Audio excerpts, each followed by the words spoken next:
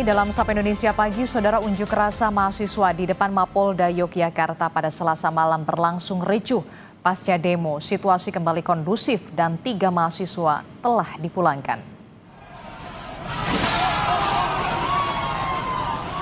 Mahasiswa berunjuk rasa mengecam kasus kekerasan yang dilakukan oleh oknum polisi di Tual sempat diwarnai kericuhan.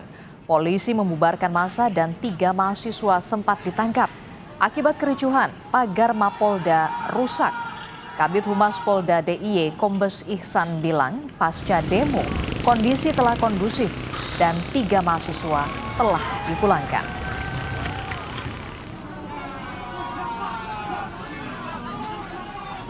Petugas sempat mengamankan 3 mahasiswa, namun ketiganya telah diserahkan langsung malam ini. Tadi sekitar jam 22.30 WIB, kami telah menyerahkan kepada pihak rektorat yang sebelumnya kami hubungi, kami koordinasikan untuk menjemput mahasiswanya. Kemudian saat ini sudah pulang ataupun meninggalkan Mapolda. Sejak Selasa sore, mahasiswa menggelar unjuk rasa di depan Mapolda Yogyakarta. Unjuk rasa dilakukan sebagai bentuk kekecewaan mahasiswa atas kasus kekerasan yang diduga melibatkan polisi.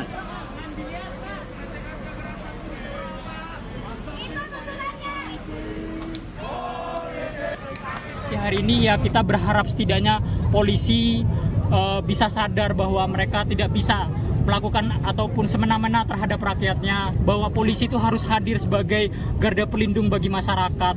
Tidak boleh ada lagi korban yang timbul dari rakyat.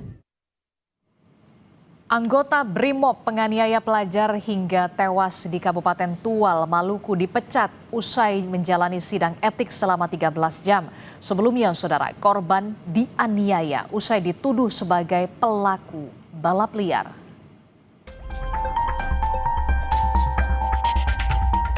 Sidang etik anggota BRIMOB tersangka penganiaya pelajar berlangsung selama 13 jam di ruang sidang disiplin Komite Kode Etik Polda Maluku sejak Senin malam hingga Selasa dini hari.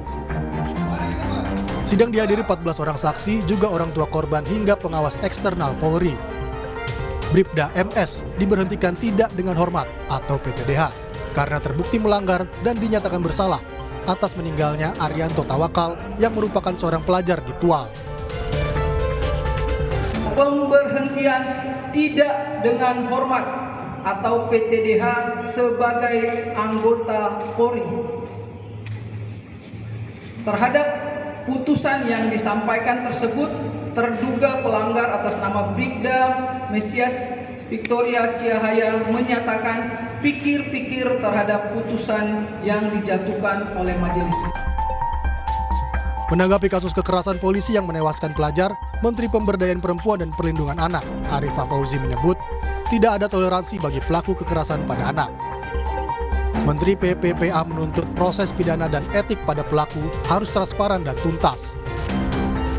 Saya menegaskan kekerasan terhadap anak dalam bentuk apapun, oleh siapapun, dan dimanapun tidak dapat ditoleransi. Negara wajib memastikan setiap anak hidup aman, terlindungi, dan dihormati hak-haknya. Kami mendukung langkah tegas pimpinan Kepolisian Negara Republik Indonesia. Proses pidana dan kode etik harus berjalan transparan, akuntabel, dan tegas. Bribda MS ditetapkan sebagai tersangka usai menganiaya seorang pelajar Madrasah Sanawiyah pada Kamis 19 Februari 2026. Korban dianiaya usai dituduh sebagai pelaku balap liar. Akibat penganiayaan ini, korban meninggal. Kini, usai di sidang etik, Bribda MS harus menghadapi proses hukum pidana atas perbuatannya. Tim Liputan, Kompas TV.